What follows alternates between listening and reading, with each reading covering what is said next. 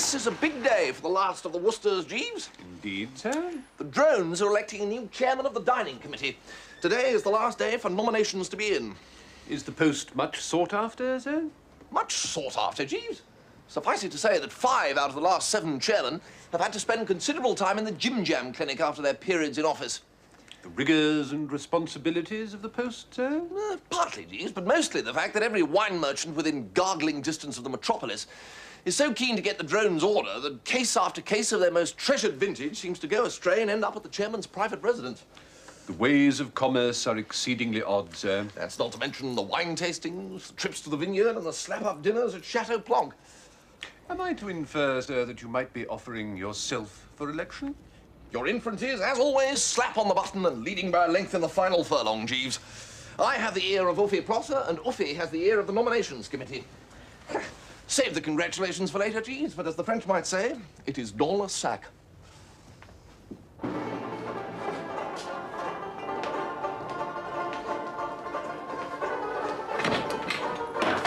sorry about this, sir. Can you hear them? It's difficult not to hear them, Rogers.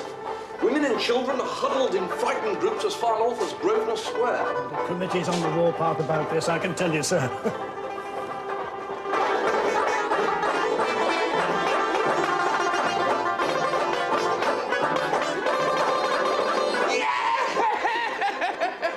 What are you cheering about, Barmy? I finished miles ahead of you fellows.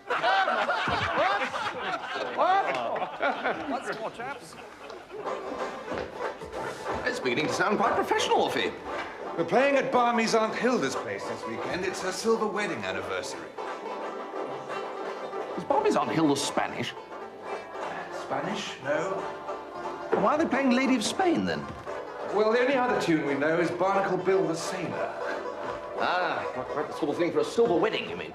We didn't think so. Of course, we haven't seen Barmy's Aunt Hilda. Yeah. Well, I was sort of hoping to chance upon you, Uffie. It's about the chairmanship of the dining committee. The election? Yes, well, what I'm sort of trying to get at is this. How about edging yours truly onto the list of candidates? As you know, I've had a certain amount of experience. No, absolutely impossible, Bertie. Is this Uffie Prosser I hear?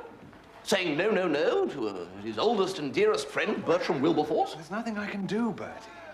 Ever since that scandal about Horace Pendlebury Davenport and the 3 tons of Gorgonzola, it's been written into the dining committee rules that no one with a criminal record may offer himself for election. A criminal record? Weren't you up in front of the magistrate one boat race night for stealing a policeman's helmet? Oh, yes, well, fined me £5, but... Ah, it all counts, Bertie.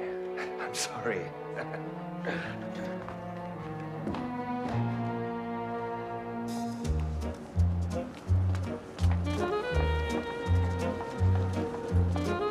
Why, if it isn't Pauline Stoker?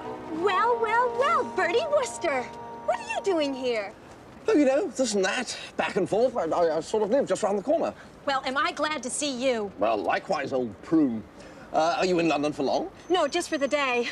Buying the wedding dress. That's all charging ahead, is it, you and Chuffy? Of course it is.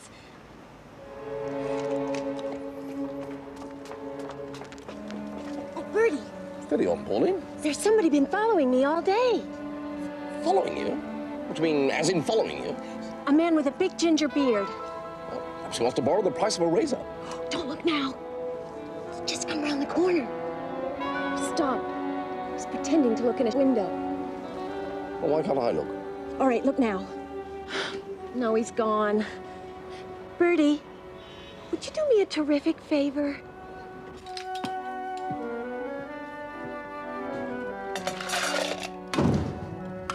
What a spiffy apartment, Bertie. Ah, Jeeves, we shall be going down to Tufnell Hall for a few days. Very good, sir. Good afternoon, Miss Stoker. Hiya, Jeeves. I trust Mr. Stoker as well, miss? When they invented the phrase rude health, Jeeves, they didn't know it would get as rude as my father. Miss Stoker's got a bit of a problem, Jeeves. I'm sorry to hear that, miss. Yeah, some fella keeps following her around. Much as one might disapprove of such a course of action on the part of a gentleman, one is scarcely surprised. Why, Jeeves, you old smoothie. Thank you, miss. So, I've been deputed to act as bodyguard. I shall go down to Tufnell in Miss Stoker's car, and you can bring the luggage down in mine. Very good, sir. Well, you look as if you could use a drink, old girl. I could, Bertie. Then hang on to your hat. In 2 shakes of a dog's tail, you shall be rocked in the cradle of a Bertram special. One doesn't like to intrude, old former fiancé, but you don't seem the usual effervescent stoker P. Is it this bearded geezer? No, not really. It's Chuffy. Oh, I thought everything was oojar cum spiff on that front. Well, it is. But Chuffy's got this terrible pride, you see. He won't marry me unless he can support me in the style I'm accustomed to. Which, as your esteemed parent owns 3/4 of Chicago with a fair proportion of the state of Illinois thrown in, is a bit difficult. Yes, but Daddy was going to buy Chuffnell Hall from him and turn it into a hotel. Then he'd have had lots of money. Was? You said was going to buy Chuffnell Hall? Well, there's a problem. Something called planning permission or something. Anyway, whatever it's called, Daddy can't get it. A bit difficult, Dad. Well, yes, but I may have a solution. They don't want a hotel there, but apparently they wouldn't say no to some sort of medical establishment. And I found this very distinguished old medical bird who could run it for us. And I'm sure... Oh, my God. I'm meant to be having lunch with him in 5 minutes. You sure this old medical bird won't mind there being an extra beak to feed? There isn't. He's expecting Daddy to be there anyway. That's the trouble. Daddy isn't too keen on the sanatorium idea. He had his heart set on a hotel.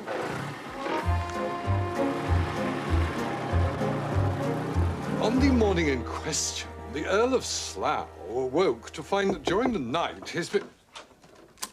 Yes, Delia? The Stokers are not here yet, Roderick. My dear Delia, I managed to snatch 5 minutes continuing work on my memoirs, and you interrupt me to inform me of an event which has not happened. Oh, I know, Roderick, and I'm awfully sorry, but it is so important. Not to me, Delia. I have no wish to bury myself in the country. There is no question of your burying yourself, Roderick. Sir Wensley Doggett has not buried himself, and he's got a clinic in Switzerland. People say he might get peerage next year. Nonsense. Doggett is a quack, Delia, and I'll thank you not to mention his name in any sort of conjunction with mine. They're here. Now, do be nice to them, Roderick.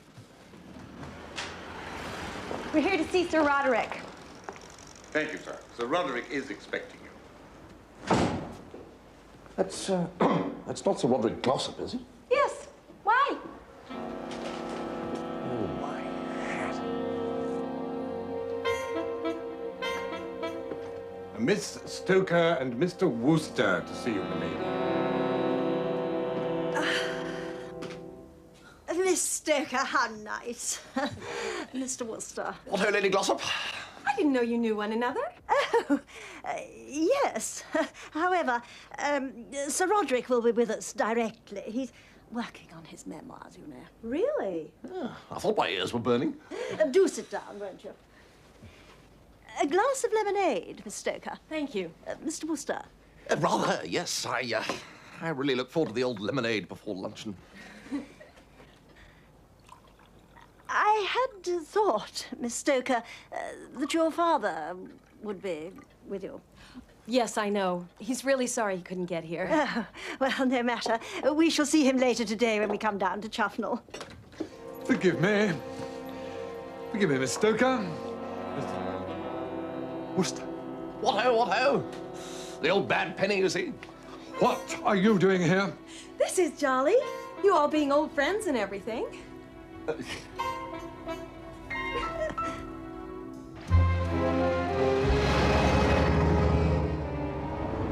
Boy, that'll go in my diary as one of the great lunches of my life. Oh, I don't know. I thought it all biffed along rather well, considering. What had you done to those people, Bertie? I was once engaged to their daughter. Ah.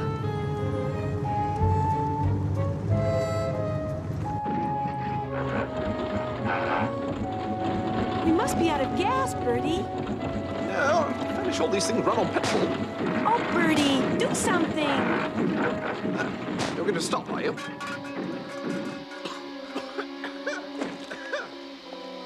Someone's smoking in there. What's that? That's the engine. All right. It's not interesting. I think you'll have to push, Bertie. Getting dark, Bertie. Can't we go any faster?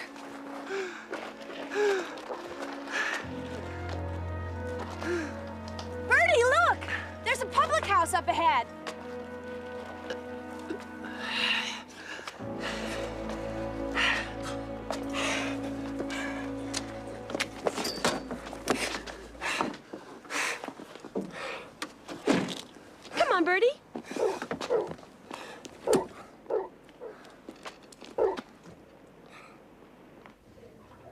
course, we don't get many visitors, like, but you're very welcome to the 2 little rooms we have got. Now, there's one there, and the other one is here. The bathroom's down the hall. They'll be just fine. Good.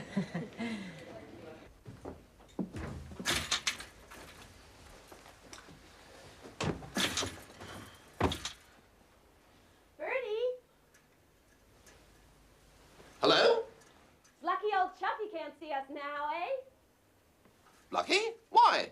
Well, you know how suspicious and jealous he is. He'd probably tear you limb from limb.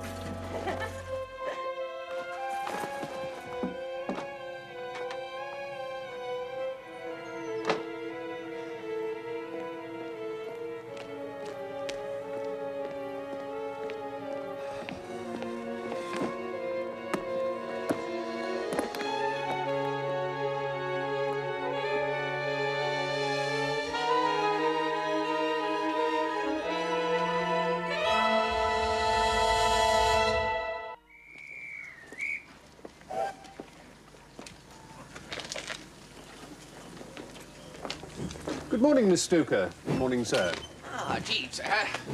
Miss Stoker's car broke down, Jeeves. In Wiltshire. I surmised that something of the kind had taken place, sir. Mr. Stoker was inquiring after you at the hall, miss. Oh, Lordy.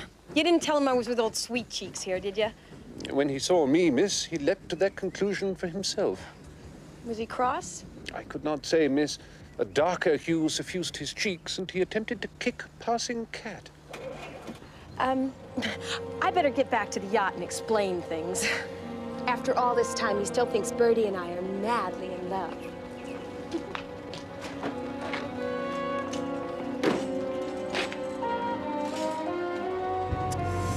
My dratted engagement to Pauline Stoker seems to dog the footsteps, Jeeves. Indeed it does, sir.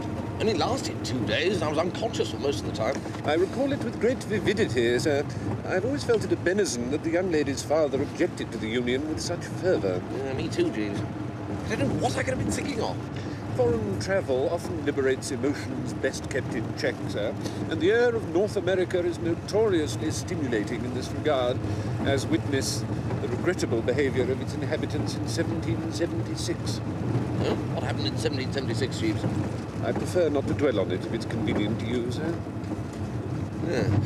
Well, all I'm saying is I wish old man Stoker could forget that I was ever engaged to his dratted daughter. Chuffy, too, if it comes to that. He doesn't know I was with Pauline last night, does he? I could not say, sir. I did not see Lord Chuffnell last evening. Ah, Bertie! Good to see you. What, oh, Chuffy? Hope you don't think it's an awful crust me just arriving like this. What? No, no, no, no, no. My casa is your casa. What? I say, Bertie, I don't suppose Jeeves would battle for us tonight, would he? Well, I'll ask him. And the old Birdwood had to retire. We couldn't afford to replace him. Still, I suppose once you've sold the old pile, you'll be able to employ an army of butlers. I want to play. Hello, young Seabury. I want to play croquet. You said I could play the next time you played. Oh, yes, that's absolutely true. But, I'm playing with Mr. Worcester. You remember Mr. Worcester, don't you? What, oh, Seabury? He can watch. I'm good at croquet. There you are, Seabury. Come along, time for your maths class. I want to play croquet. Maths first. Oh. Hello, Bertie. Hello, Myrtle. Good to see you again.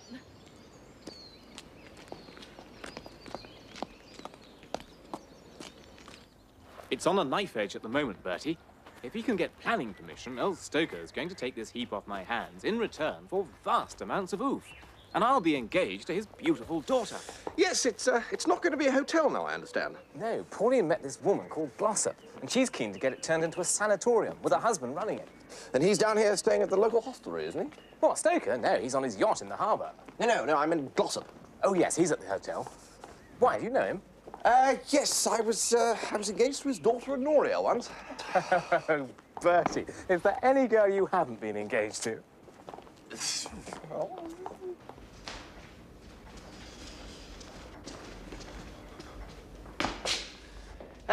Everyone here yet, Jeeves? Stokers have not yet arrived, sir. but Sir Roderick and Lady Glossop are in the drawing room. Oh, Lord. Well, better go and face the music, I suppose. This room will do wonderfully well for your office, don't you think, Roderick? Oh, yes. Perfect. Possibly, possibly. I shall, of course, retain my consulting rooms in Harley Street. So many of my patients rely on me. It must be a fascinating life, Sir Roderick. It has its rewards, Mrs. Pongleton. The Marchioness of Clapton said to me only last week. What's home? Worcester! Well, here we are again, what? You two know each other, I believe. We do indeed. And what's more... Would you like a glass of sherry, Bertie? Mr. J. Washburn Stoker, Miss Stoker, and Master Dwight Stoker. Stoker. Ah, good evening. Evening. Dwight, darling. You know everyone, I believe. My sister, Mrs. Pongleton. Sir Roger and Lady Glossop. Oh, and Mr. Worcester. What in Hades is he doing here? Oh, you know, usual sort of thing. Is that the one you were engaged to? Dwight? He was engaged to my daughter, too. What? Well, you know, an engagement here, an engagement there. Let's all go into dinner, shall we? It's Dwight's birthday tomorrow. Oh, and how old is the dear little fellow? He's 9. I'm gonna have a swell party. I do hope you can come, Seabury. Oh, yes, he'd love to come. We've got this wonderful troupe of black-faced minstrels coming to do the entertainment. I bet you've never had minstrels at a birthday party before. I hate minstrels anyway. Oh, yeah. Oh, minstrels. Roderick, do tell them about the Duke of Tooting. Duke of Tooting? Yes. Ah, yes, the old Duke had a minstrel's gallery at the family seat, Tooting Hall. And every night at dinner, he used to excuse himself, creep up to the gallery and drop boiled sweets on the guests below. I mean, everyone knew it was him, of course, but they had to pretend not to. The family had to call for me eventually. Bertie once dropped a blancmange on the Bishop of Woolwich while we were at Oxford. On a bishop? Yeah, well, fair's fair, Chuffy. It wasn't really meant for the bish. It was meant for Boko Fittleworth, but unfortunately, from above, they look very similar. I do not find this funny, Wooster. Well, no. You had to be there, really. Anyway, he looked up to see what was happening, tripped over the steps, and fell straight into the charwell. At least it washed off the blancmange. Happy days, happy days. You didn't say that when they arrested you. Arrested? A boyish prank. And this is the sort of man you choose as a friend? Yes, I know. But he means well. Anyway, he was fried to the tonsils at the time. Do you mean intoxicated? Means well. A man who makes a mockery of the church, a jailbird, a drunkard, a womanizer. Oh, now come. A womanizer, sir. He deceived my daughter, too. He was young.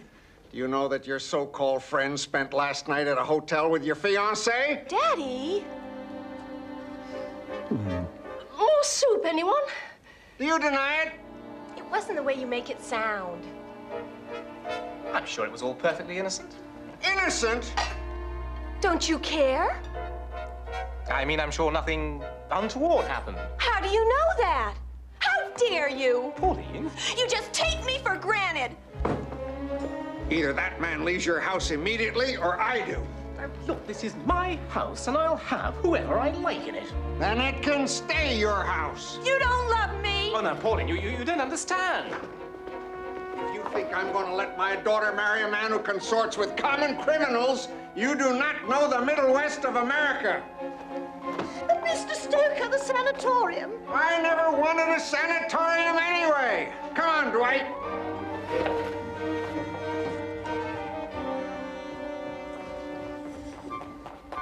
I think you can clear the soup now, Jeeves. Very good, madam.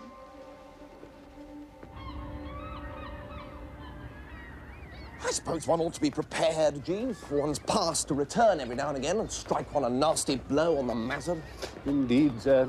Our least deed, like the young of the land crab, wins its way to the sea of cause and effect as soon as born.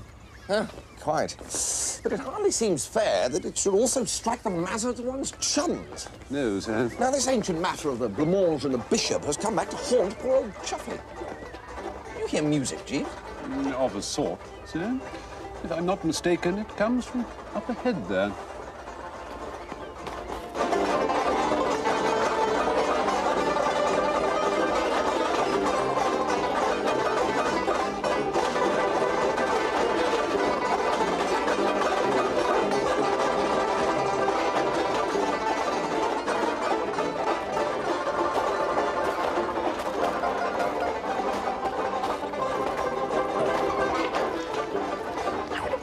necessary for these minstrel fellows to blacken their faces in order to play the banjo and sing songs, Jeeves? It's said to originate, sir, with the entertainments got up on the cotton plantations of the New World by the slaves employed on those facilities in order to express joy and happiness at their lot. An unlikely contingency, one surmises, bearing in mind their situation.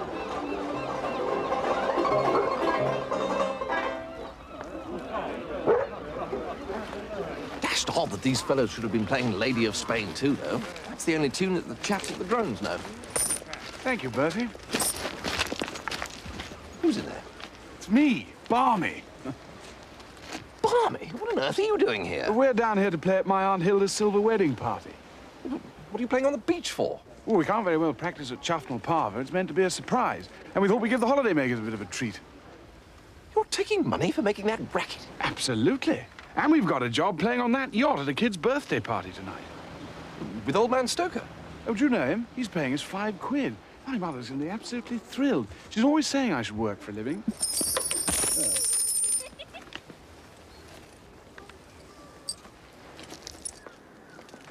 This is odd, Jeeves. So? A letter or missive. Odder and odder, Jeeves. Indeed, sir. Not to say downright rummy.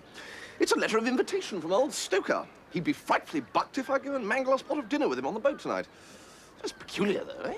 I do not see the point of this at all, Delia.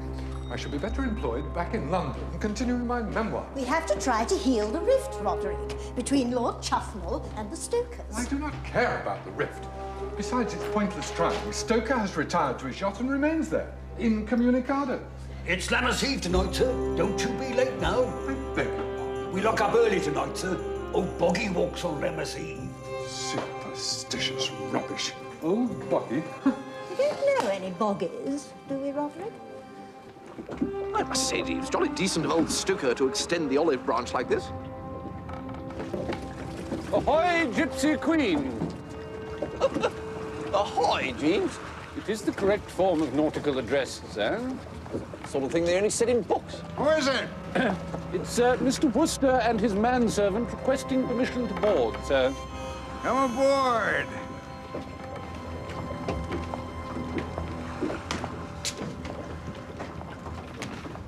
Ah! Ahoy there, Stoker. Well, well, well. Well, fine-looking craft, this. Well, we like it. Why don't I show you over? Dashed civil of you.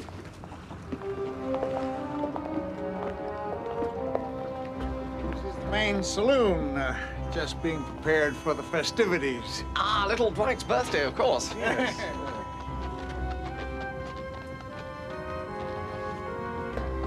Is Pauline around this evening? My daughter? She has a headache.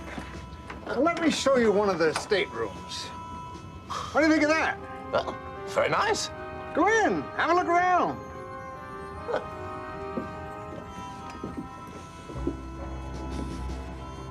Feel the bed. Very nice.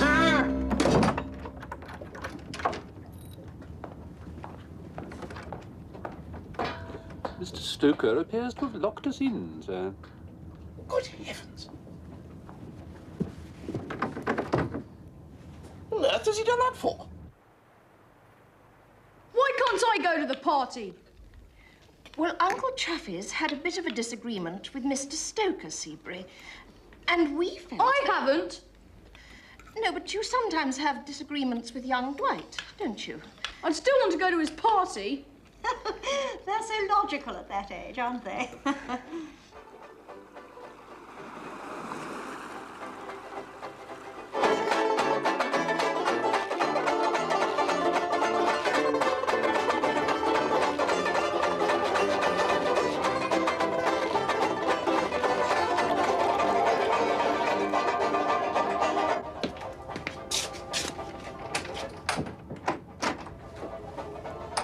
Now look here, Stoker. Wait outside, Jeeves, would you please?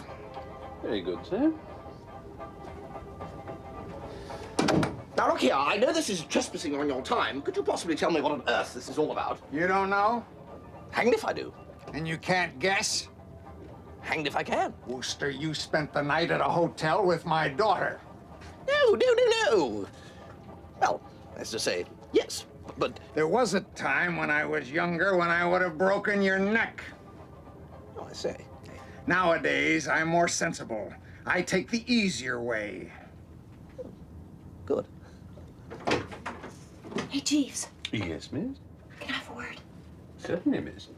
This is not the situation I would have chosen personally, but my hand is forced, and that's all there is to it. What are your views on engagements, Wooster? Engagements? I prefer them short. I feel we should put this wedding through as quickly as possible. Wedding? Wooster, you are going to make my daughter an honorable woman. Oh, no. Now, look here. There are certain formalities, of course. And while these are being tended to, you will be my guest. Well, that's awfully decent of you. And now I must get back to my son's birthday party. You don't have to go back in there, Jeeves. I've no quarrel with you.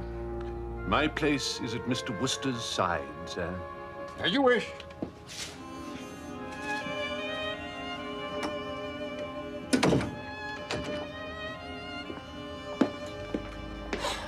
You're abreast of the latest developments, Jeeves? Yes, sir. He's going to make me marry Pauline.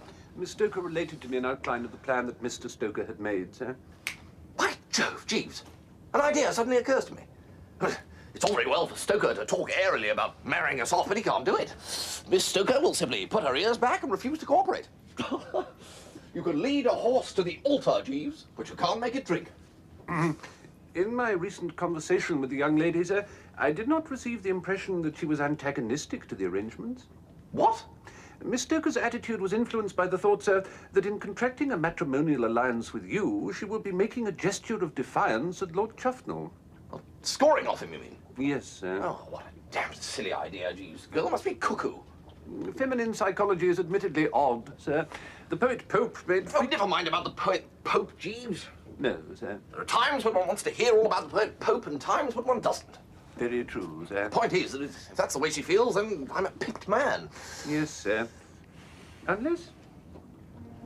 Unless? I was wondering, sir, whether it might not be best to obviate all unpleasantness by removing yourself from the yacht. What a tragedy, Jeeves. What a tragedy. After all these years, that superb brain of yours has come unstuck at the edges. The matter might be easily arranged if you're agreeable, sir. You mean this is not mere gibbering, Jeeves? I think not, sir. We have 3 requirements. Firstly, a pair of tweezers. Next, a sheet of paper, sir. Indeed, sir, I'm inclined to think that your removal from the general vicinity of Chuffnell Regis is to be advised. I believe, sir, that there is a train to London at 20 minutes past 10.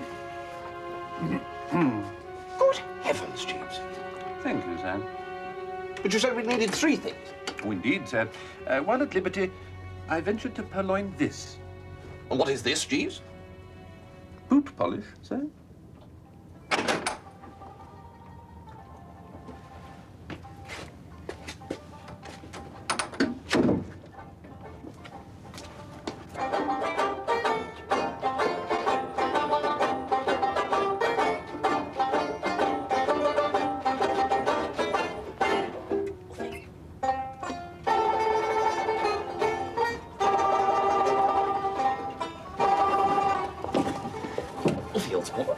I'm in a bit of a jam. I need to borrow your natty headgear and jacket. What on earth for? Well, Stoker's after me. He's got me prisoner on the boat. I say.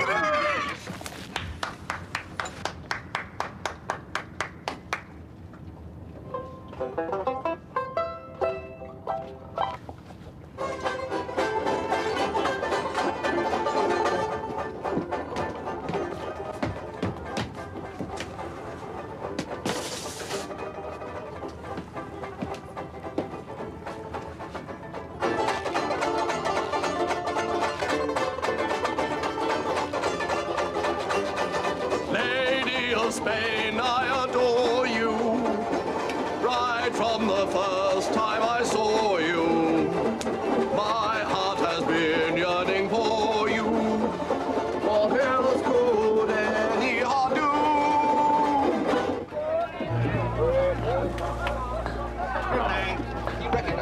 have to jump over the side. Splendid. Ah, good night. Thank you so much. Thank you. Thank you so much. Thank you.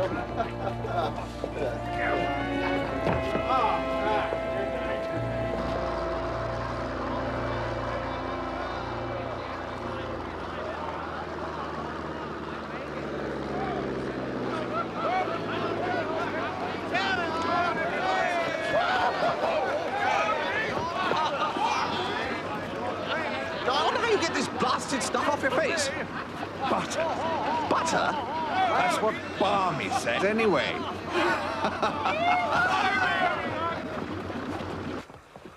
John! I tried to reason with him, sir, but nothing would dissuade him. Where's he gone? He swam ashore, sir. It is my conjecture that he has gone to catch a train to London. Well, he's not going to get out of his responsibilities as easily as that. On the other hand, it is possible he may return to Chuffnell Hall. I could try the station, but how can I go back to the hall? It might be managed by stealth, sir. You mean creep up to his bedroom? Merely a proposal, sir. And nab him where he lies? Precisely, sir. It would be a famous victory were you to abstract Mr. Wooster from under their very noses. You're right. You're right. But what if anyone saw me? If I might make a suggestion, sir. Oh, go ahead, Jeeves. In operations of this type, particularly if they are of a nocturnal nature, it is often thought necessary to resort to camouflage. Hey! Exactly, sir. A blackened face will often conceal one from all but the most assiduous searcher. Sort of melt into the darkness. Yes, sir. By Jiminy Jeeves, I'll do it. I'll look for him at the station. And if he's not there, I'll know where to find him. Thinks he can make a fool of J. Washburn Stoker, does he?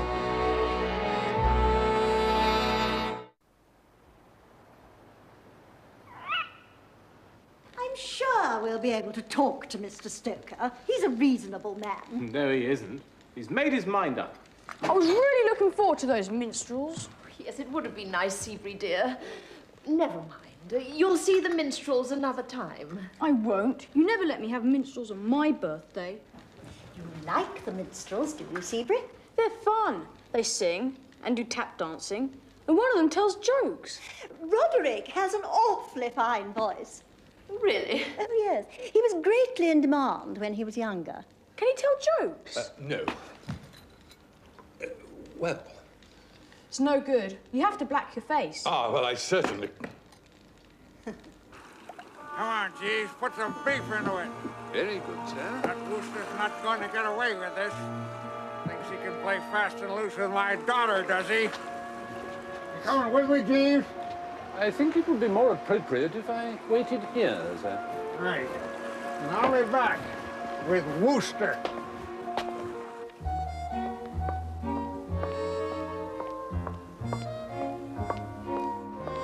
I'll be glad when that last train's gone and I'm safe home tonight, Cedric.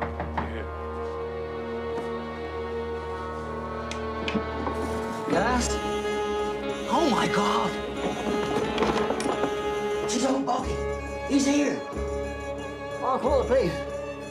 Why, it was horrible. An horrible place coming out through the window. It was horrible. Horrible. I'm singing in the rain, just singing in the rain. What a glorious feeling. I'm happy again. Don't you know the tune? Of course I know the tune. Well, you're a rotten singer, then. Seabury, you mustn't be rude. What a very forthright little chap he is.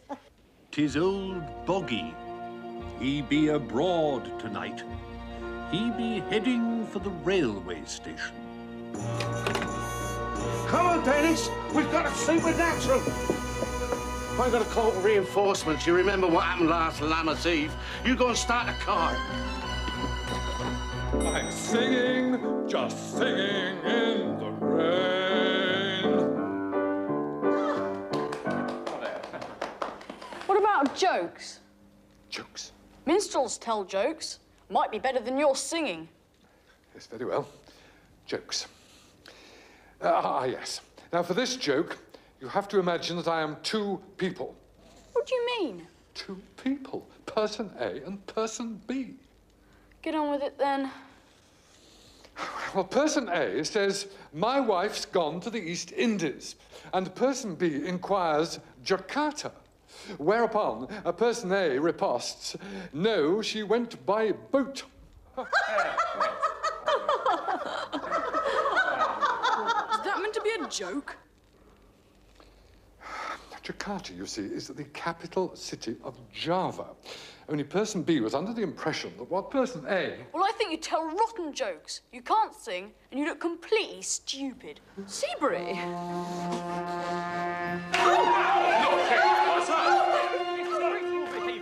Get out! And stay out!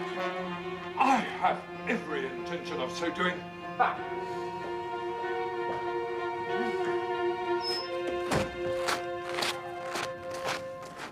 What-ho? Good God! Oh, only B. Worcester? You are no doubt wondering, Mr. Worcester, what is the explanation for all this? No. One doesn't like to pry. I was endeavouring to entertain young Master Seabury by dressing as a minstrel. Oh? What went wrong? Seabury was unappreciative. For once in my life, I lost control. I cuffed him round the ear. And Chuffy threw you out? He did indeed. Mr. Worcester, we have had our differences in the past. No. I feel a distinct warming towards you, Sir Roderick. Now I learn that you managed to give little Seabury one or two on the spot indicated. Only one, I regret to say, but it was a good one. Seems to bring us closer together, though, eh? However, the burning issue of the hour is how are we going to get this blasted stuff off our faces? Barmaid says one needs butter. Yes, I certainly can't go back to my hotel in this state. No, and I can't get on a train without them setting the police on me. We could try in the village. We could take my car. Ever seen black face with horrible staring eyes? Just a minute.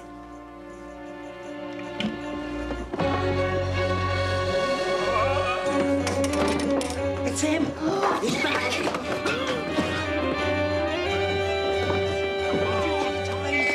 We got cold! Lock that door, sir. Tell him we got an emergency. He's vanished, Uncle Ted. Where do you think he's gone? Quick, in the car. I haven't finished my drink yet. I don't drink it on Hilda's. Who's got my bandana? There's another way up, Barmy. We can't stop here. We'll be late. Boss, I'm not dark, please.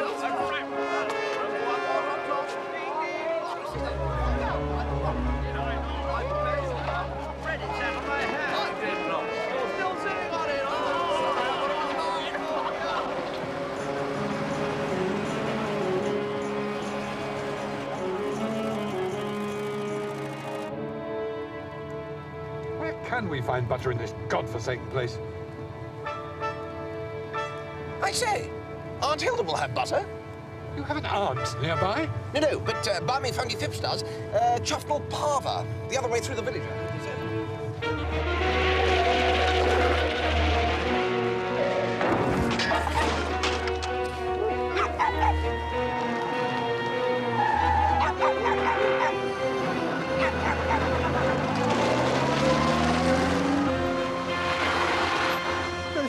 No.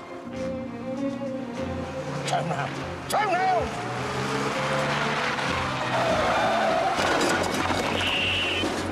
Carry on, Dennis. Sorry, Uncle Ted.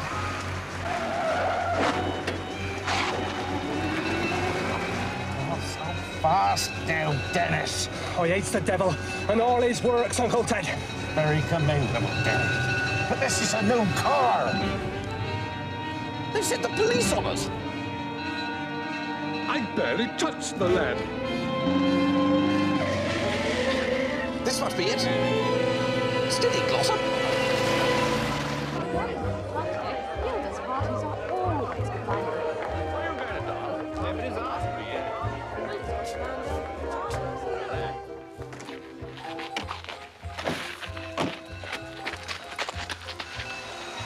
Now, you mind your manners here, Dennis. We're dealing with the upper crust here. They don't understand about boggies. All right, Uncle Ted.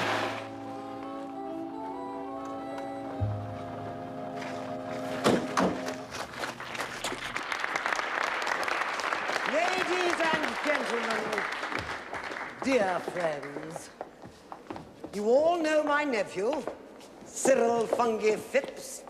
Two creatures, you say? With blackened faces. And horrible staring eyes. There are no creatures in this house, my good man. London pals. There they go, Uncle Ted. And formed a band. And so it is my proud privilege to present the Dover Street Jazzomaniacs.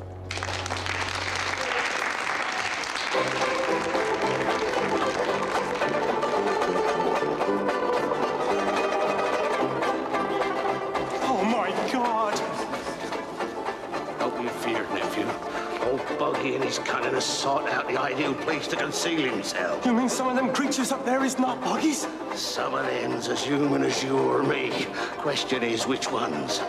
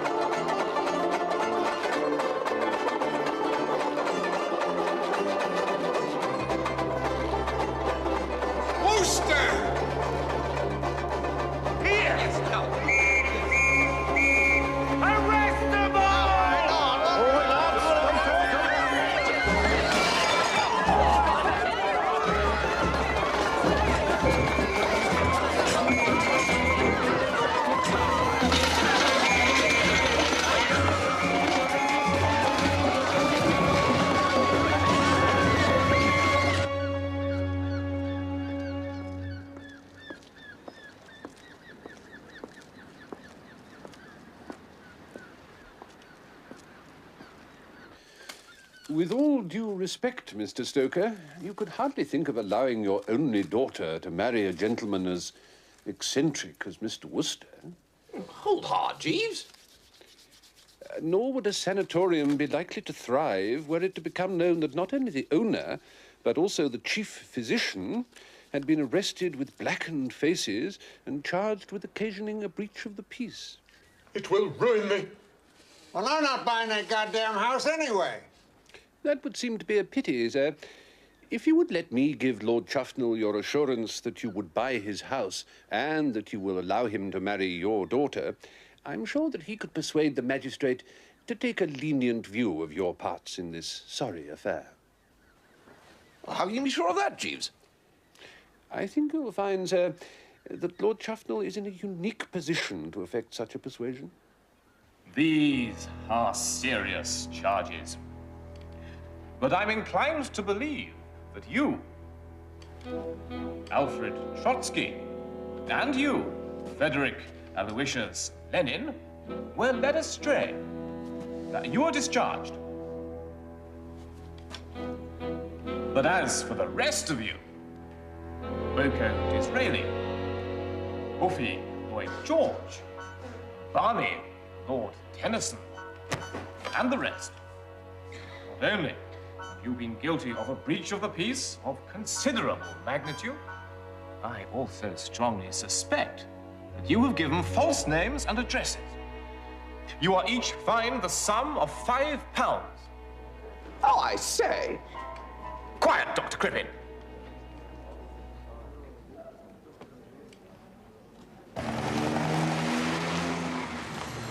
Well, I don't think there was any need to describe me as eccentric, Jeeves. It was a word that Mr. Stoker would readily understand and disapprove of, sir. It was essential that matters be brought to a speedy conclusion. Oh, yes, I appreciate that. Meet some strange man, spend the night with him at a hotel, and you're not even jealous? But why should I be jealous? Bertie spent the night in his car. You don't know that. I do. I saw him. What do you mean? I saw everything you did in London. I followed you. You were that creature in the ginger beard. I thought it rather suited me. How dare you? You trust me so little you have to follow me about all day? You worm! But you were just complaining that I trusted you too much. That's a totally different thing. To care about me is one thing. To put on a false beard and trail about London after me. Yes, well, that bit of your little scheme seems to have gone rather agley, Jeeves. Oh, I hardly think so, sir. I imagine that the young couple will spend much of their happily married lives in a state of similar emotional turmoil. Well, wouldn't do for me, Jeeves. Indeed not, sir. Pauline! Chuffnell! I was just saying to my good friend Sir Roderick here, we all ought to all go down to the yacht and open 1 or 2 bottles of the best champagne. Champagne? To celebrate the purchase of Chuffnell Hall. And your engagement. Oh, Daddy! It seems a bit chancy to me, Jeeves. Not entirely, sir. The essential goal was to demonstrate to Mr. Stoker that even an innocent man can sometimes come close to a criminal record. Well, how do you know he was going to be arrested when you sent him ashore? It is often profitable to study local folklore, sir. It seemed unlikely that with his face blackened, Mr. Stoker would get very far on the night Old Boggy is said to walk. Old Boggy is believed to knock on innocent persons' doors and, when they answer, to pull them down to hell by their garters. Garters, eh? What a mine of information you are, Jeeves. Thank you, sir. Well, that all went off quite well, I thought. You'll pardon me for saying so, Mr. Prosser, but it seems to me that it raises considerable difficulties for the Drones Club Dining Committee. The Dining Committee? Rule 27A, sir. No member with a criminal record may offer himself for election. Good God, you're right, Jeeves. We've all got criminal records now. I imagine, sir, that a further emendation of the rule book might be indicated. In which case, I might still conceivably be persuaded to stand, Uffy. Jeeves, I find it hard to believe that you thought it worth your while to get half the members of the drones into the dock merely to ease my way onto the dining committee. The methods were perforce draconian, sir, but the stakes were high. The diminution in the wine bill each month should mean a considerable saving in the housekeeping.